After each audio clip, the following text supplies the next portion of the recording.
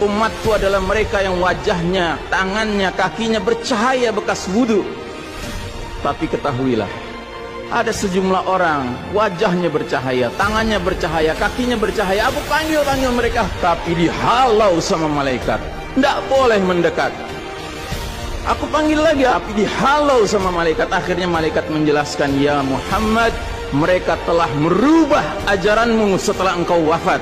Kata Nabi selanjutnya, menjauhlah, menjauhlah. Nabi nggak mau dekat dengan orang yang berani-beraninya merubah tata cara ajarannya. Dan ajarannya yang paling pokok apa? Tauhid. Setelah tauhid apa? Salat. Dan ingat, salat adalah amal yang paling pertama yang akan diperiksa oleh Allah Ta'ala bagi setiap hambanya. Dan saudara rahimakumullah, saya ingin menyampaikan dua hadis lagi. Satu hadis dari Nabi, la tadaru furujatin lisyaitan. Jangan kalian biarkan celah-celah itu untuk syaitan. Ini Nabi Muhammad SAW yang berbicara, bukan Iksan Tanjung. Kalau Iksan Tanjung yang berbicara, Anda boleh tolak, Pak. Ini Nabi Muhammad SAW yang berbicara, yang kita baca salawatnya dengan harapan mendapatkan syafaatnya, dengan harapan boleh meminum air dari telaganya. Jadi kata Nabi apa? Jangan biarkan celah-celah itu menjadi tempatnya syaitan. Hari ini tidak sedikit masjid bahkan memuliakan syaitan, memberi tanda di mana syaitan hendaknya berada. Na'udzubillahi min dzalik. Mau jadi apa kita, Pak? Mau jadi umat seperti apa kita? Ini adalah simpul terakhir, saudaraku. Kalau sampai simpul terakhir ini kita relakan lepas, sudah tidak ada sisanya ajaran ini di muka bumi. Karenanya saudaraku rahimakumullah, bagi saya urusan sholat berjamaah dan tata caranya ini bukan urusan pilihan fikih, Pak. Ini urusannya adalah urusan dengan musuh Allah Ta'ala. Hadis yang terakhir, kata Nabi SAW, innal yahuda qad sami'u dinahum. Sesungguhnya Yahudi sudah bosan dengan agama mereka. Wa innahum qaumun hasadun. Dan mereka adalah kaum yang sangat hasad kepada kita umat Islam, terutama dalam 3 perkara. Satu, raddis salam. Kebiasaan kita umat Islam kalau ketemu saling ngucapin assalamualaikum, dibalas waalaikumsalam. Itu Yahudi nggak senang, Pak. Yahudi tidak senang melihat umat Islam berukhuwah Islamnya. Yahudi nggak senang umat Islam kalau ketemu saling bersedekah dengan senyum. Makanya dibikin aturan begini, nggak kelihatan senyum kita. Yahudi nggak senang kita ketemu jabat tangan, rontok dosa-dosa. Maunya mereka begini saja jabatan tangannya. Dari mana ini semua?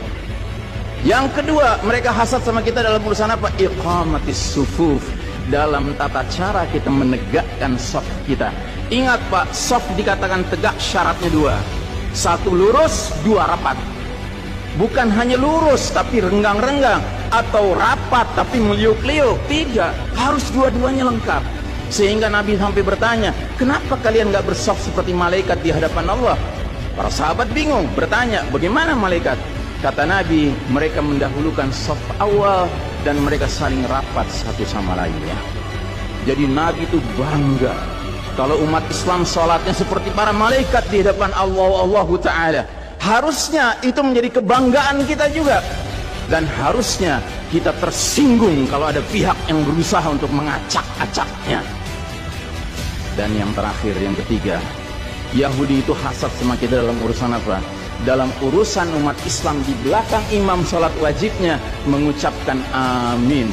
Makin keras suara amin itu, makin geram mereka. Karenanya mereka bikin aturan, sempat 2 bulan masjid ditutup sama sekali. Nggak terdengar suara amin dari jamaah karena nggak ada yang boleh ke masjid. Tapi sekarang setelah dibolehkan, masjid yang bisa muat 2000 orang, cukup 500 orang, cukup 700 orang. Supaya apa? Sekurang-kurangnya aminnya bisa berkurang. Maka sekarang pertanyaan besarnya adalah, untuk siapa kita sholat? Atau untuk mereka? Inna sholati wa nusuki wa mahyaya wa mamati lillahi rabbil alamin. Mudah-mudahan apa yang saya sampaikan tidak membuat bapak dan ibu makan nggak kenyang, tidur nggak nyenyak, tetapi semakin sadar betapa kita sedang hidup di era penuh fitnah di akhir zaman. Dan musuh-musuh Allah sedemikian sistematis, sedemikian rencananya membuat kita sadar tidak sadar meninggalkan din kita. Yang paling mengerikan, kalau sampai sudah nggak ada perasaan lagi risau dengan ini semua. Karena apa? Nabi bersabda, siapa lihat kemungkaran ubah dengan tangan, nggak bisa dengan lisan, nggak bisa dalam hati. Dalam hati itu maknanya apa? Ingkari itu sebagai kebenaran, itu mungkar. Dan itu kata Nabi selemah-lemahnya iman. Sehingga di hadis yang lain kata Nabi, kalau mengingkari saja sudah nggak ada, udah nggak ada iman sama sekali. Nah, yang kita khawatir kalau kita ternyata ridho saja dengan aturan sholat WHO ini, Pak. Padahal harusnya kita sholat dengan cara Nabi Muhammad SAW, bukan caranya Tedros atau Bill Gates.